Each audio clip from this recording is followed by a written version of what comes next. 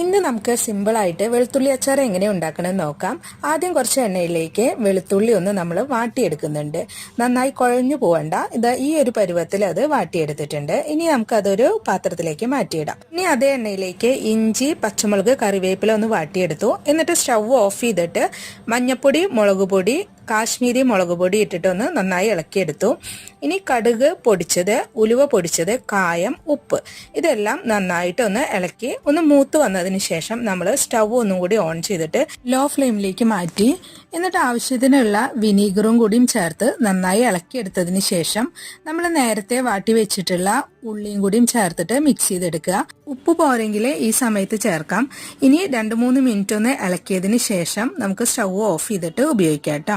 ഇതിന്റെ അളവൊക്കെ ഞാൻ ഡിസ്ക്രിപ്ഷൻ ബോക്സിൽ കൊടുത്തിട്ടുണ്ട്.